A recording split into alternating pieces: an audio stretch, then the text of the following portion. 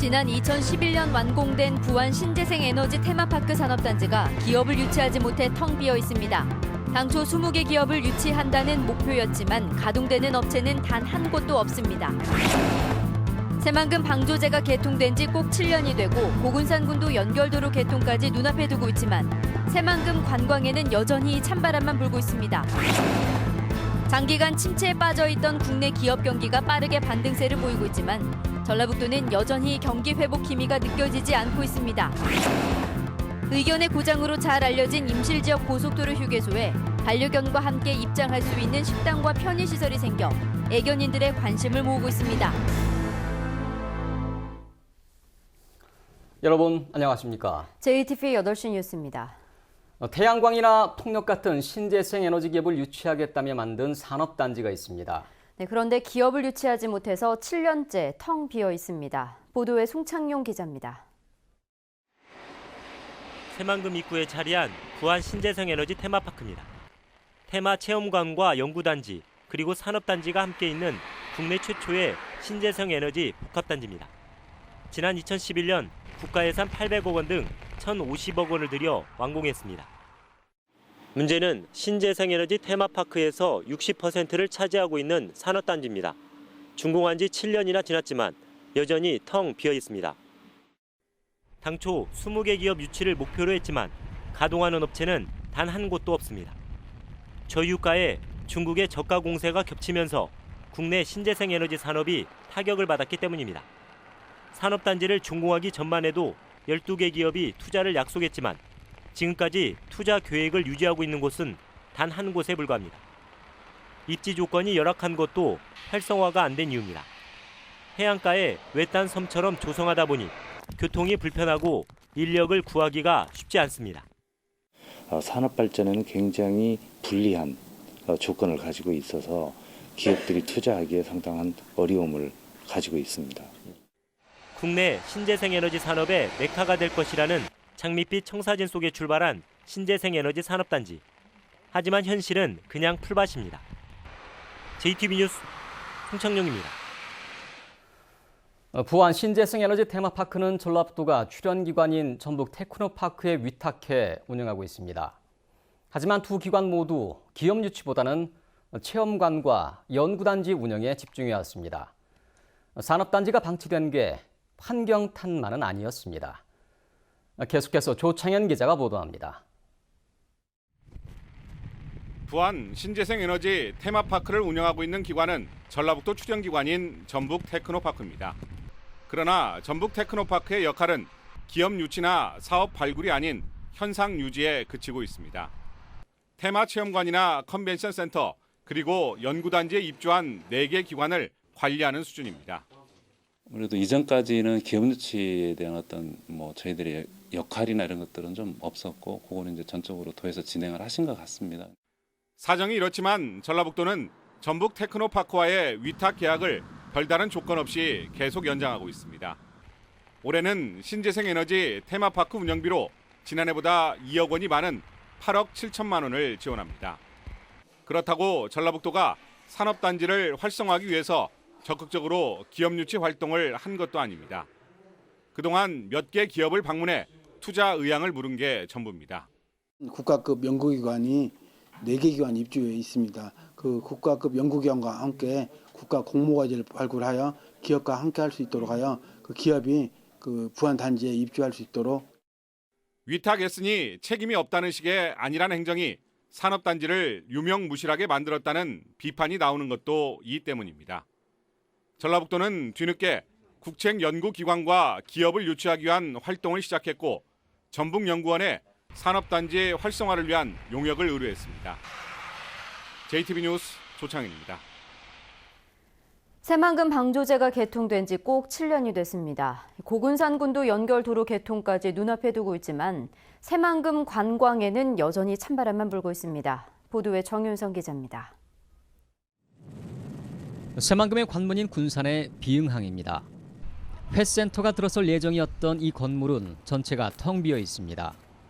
곳곳에 짓담한 건물이 방치되고 있습니다. 주말이나 낚시철을 제외하면 활기를 느끼기는 어렵습니다. 저쪽 회센터도 주말이나 조금 사람이 있을까? 예. 여기는 거의 없다고 봐야 돼요.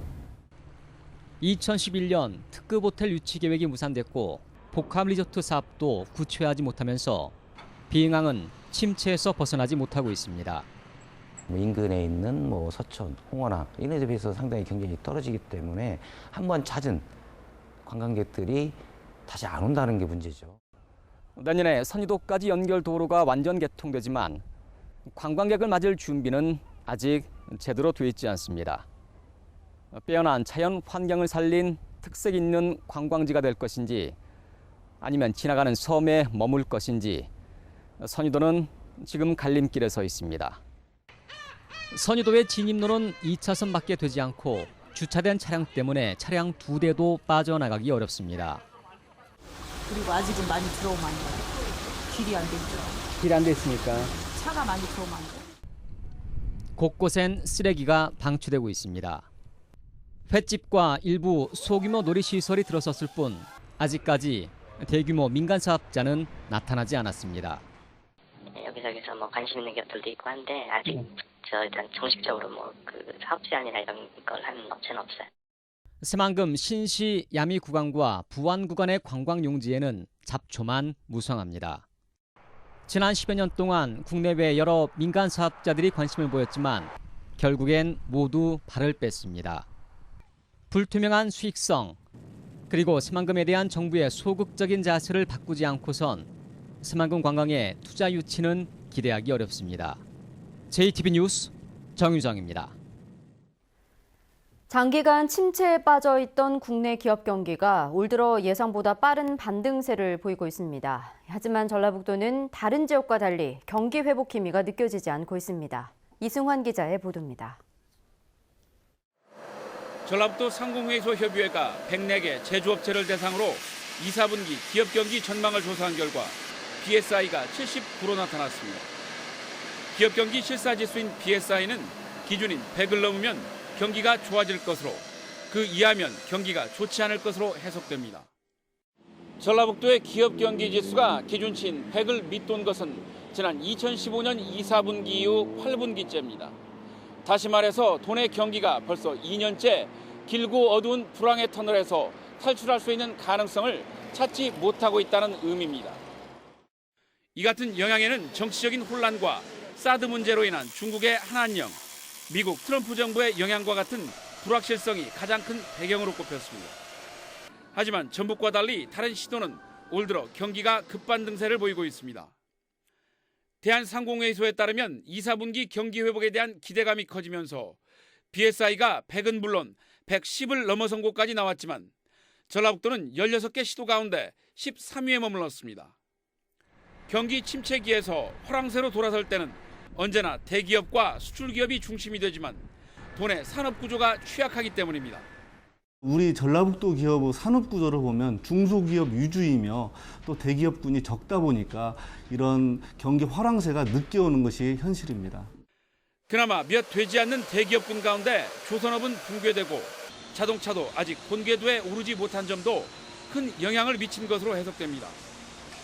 많은 악재에도 국내 경기가 빠르게 상승세를 타고 있지만 전라북도는 여전히 봄에도 봄 기운을 느낄 수 없는 상태가 이어지고 있습니다. JTB 뉴스 이승환입니다.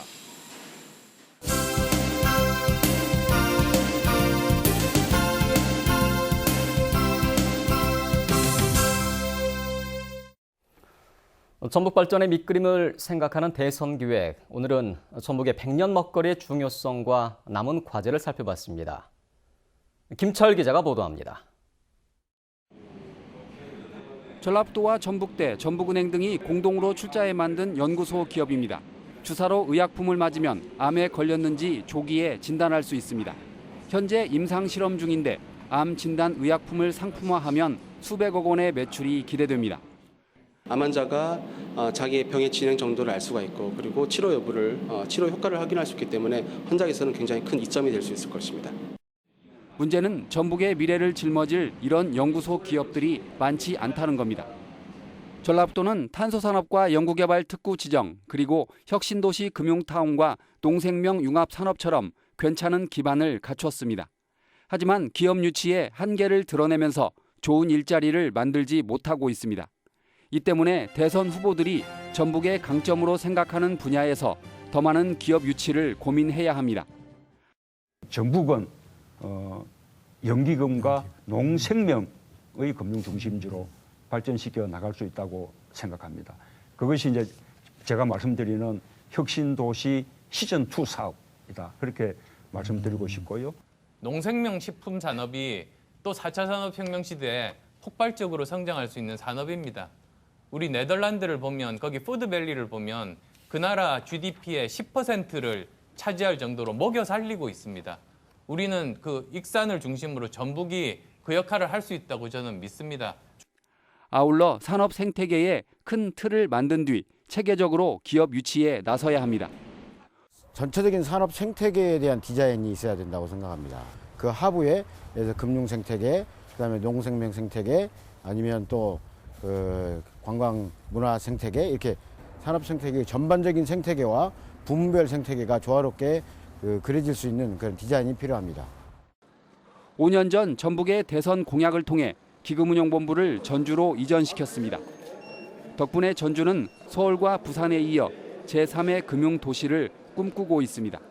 이번 대선에서는 어떤 공약이 전북의 100년 먹거리로 평가받을지 시험대에 올랐습니다. JTB 뉴스 김철우입니다.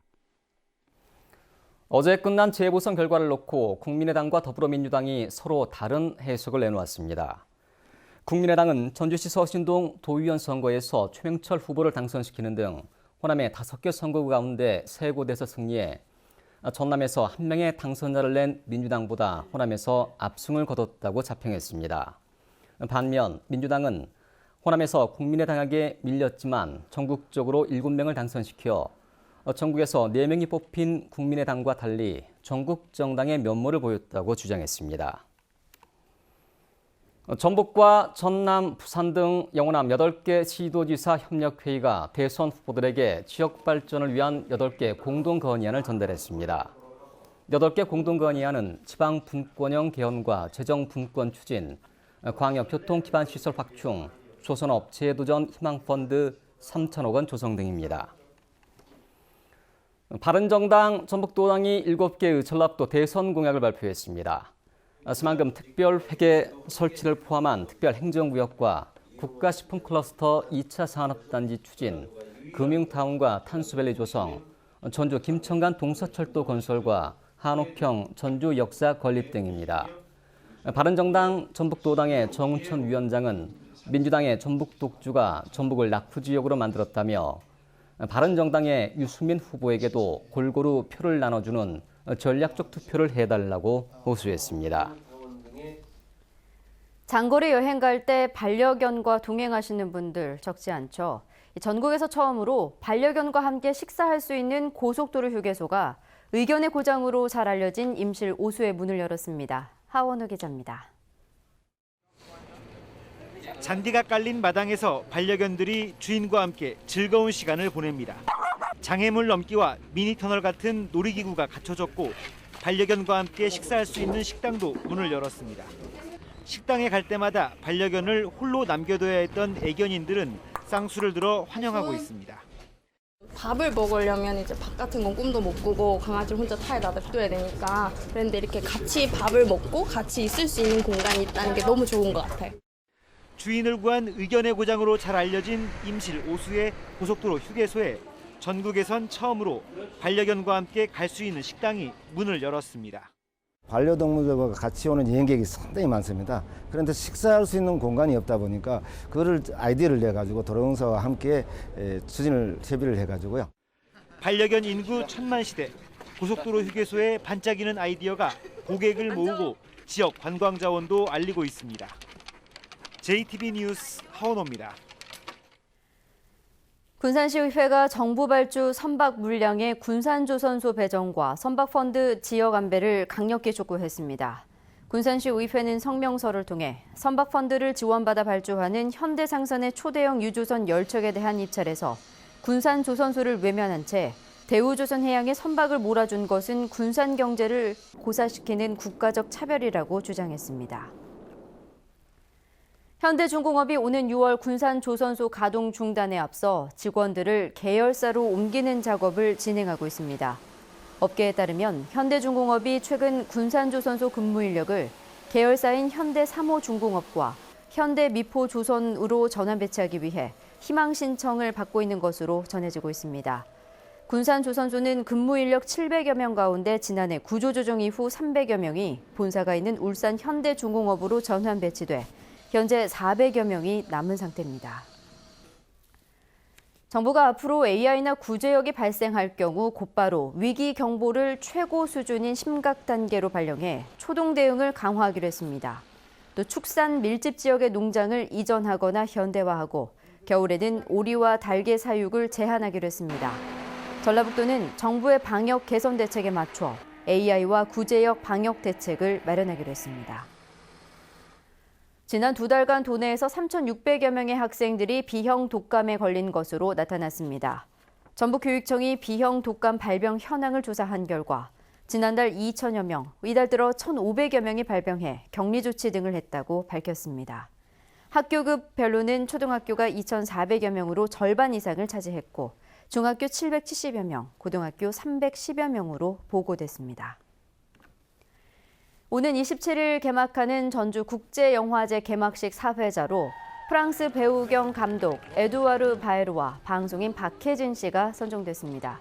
에두아르 바에르는 올해 전주국제영화제에 출품된 영화의 주연 배우 겸 감독으로 지난 2008년과 2009년 칸 영화제 사회를 맡았으며 전주 출신의 방송인 박혜진 씨는 독립언론 뉴스타파에서 세월호 일주기 특집 방송을 맡아 주목을 받게 됐습니다. 전북연구원이 개원 12주년을 맞아 4차 산업혁명과 2030 미래발전 방향을 주제로 세미나를 개최했습니다. 세미나에서 발제를 맡은 박경식 미래전략정책연구원장은 활동적인 경제 시스템을 만들어야 한다고 주장했고 이강진 전북연구원 연구실장은 4차 산업혁명에 맞춰 법과 제도를 개선해야 한다고 말했습니다. 정읍천에서 물고기 수백 마리가 떼죽음을 당해 정읍시가 원인 조사에 나섰습니다. 정읍시는 오늘 오전 8시쯤 정읍시 영파동 일반산업단지 인근 정읍천에서 썩은 냄새가 난다는 신고를 받고 확인한 결과 물고기 수백 마리가 죽은 채 발견돼 수거했다고 밝혔습니다. 전주지법 제2형사부는 자신의 처제를 성추행한 혐의로 기소된 48살 A씨에게 징역 2년 6개월에 집행유예 4년을 선고하고 성폭력 치료 프로그램 80시간을 수강하라고 명령했습니다. A씨는 지난해 9월 추석 연휴를 맞아 친정에 내려온 처제가 잠든 사이 성추행한 혐의로 기소됐습니다.